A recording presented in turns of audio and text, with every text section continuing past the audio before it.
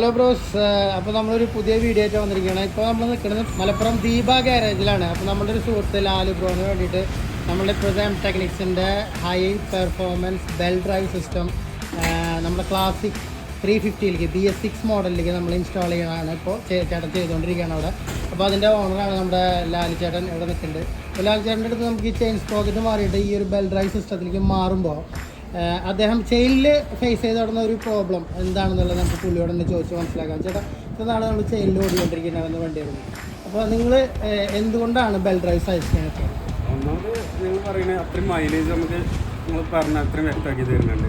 പിന്നെ നമ്മൾ സാധാ ചെയിനാണ് ഈ ഇറച്ചെങ്കിൽ ഏകദേശം നമ്മൾ ഒക്കെ കൂടുമ്പോൾ നമ്മൾ ലൂബ് ചെയ്യണം, അത് ടൈറ്റ് ചെയ്യണം. പക്ഷേ അങ്ങനത്തെ ഒരു വിധ സംഭവങ്ങൾ ഇതിനില്ല എന്ന് പറഞ്ഞിട്ട് അതിലേക്ക് മാറാനുള്ള കാരണം ആണല്ലേ. ഓക്കെ, അപ്പോൾ നമുക്ക് ഈ ചെയിനിൽ ഇത്ര നാളും ഉപയോഗിച്ചോടുന്ന ഒരു കാര്യത്തിൽ ഇപ്പോൾ സൗണ്ട് പലരും പല അഭിപ്രായങ്ങളായിട്ട് പറഞ്ഞിട്ടുണ്ട്, സൗണ്ട് ഒരു പ്രോബ്ലം എന്നുള്ളത്.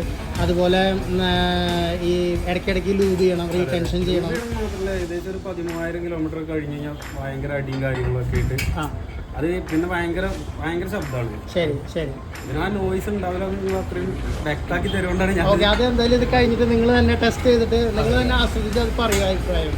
ഓക്കെ, അപ്പോൾ ചെയിനിൽ പിന്നെ അതിനുശേഷം പിന്നെ ഈ നോയ്സ് അല്ലാണ്ട് അല്ലെങ്കിൽ ലൂബ്രിക്കേഷൻ അല്ലാണ്ട് പെർഫോമൻസിനെ സംബന്ധിച്ചോളം എന്തെങ്കിലും പോരായ്മകൾ തോന്നിയിട്ടുണ്ടോ ഈ ചെയിൻ ഡ്രൈവിൽ?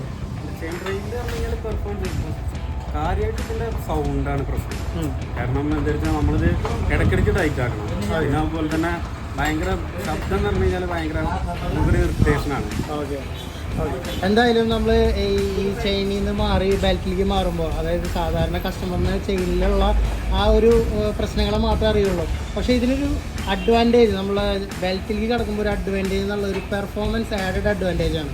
അത് നമുക്ക് പെട്ടെന്ന് പുറത്ത് നോക്കുമ്പോൾ അങ്ങനെ ഒരു സംഭവം ഉണ്ടാവും എന്നുള്ളത് ഓടിച്ച് തന്നെ അറിയേണ്ട ഒരു കാര്യമാണ്.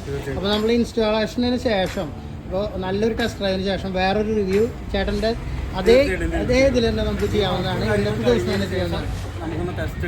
ഓക്കെ, താങ്ക് യു ലാലു ചേട്ടാ, താങ്ക് യു.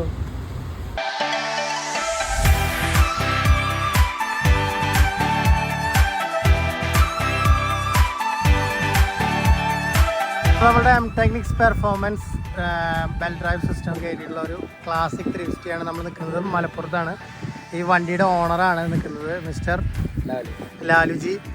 എങ്ങനെയുണ്ട് നമ്മുടെ ഫസ്റ്റ് ഡ്രൈവ്? നമ്മുടെ കാരണം നമ്മളെ മാറി അതായത് ഒന്ന് പെർഫോമൻസ് ഓക്കെ, രണ്ടാമത് എന്താ വെച്ച് കഴിഞ്ഞാൽ സൗണ്ട് പറ്റ പോകും. സ്മൂത്താണ് ഡ്രൈവ്, നല്ല കയറ്റം പെർഫോമൻസിലൊക്കെ നല്ല വ്യത്യാസം ഉണ്ട് അല്ലേ? Okay okay, thank you for the feedback. വലിയ സന്തോഷം. അതുപോലെ നമ്മൾ നിങ്ങളുടെ കൂടെ തന്നെ ഉണ്ട്. Thank you so much, thank you so much.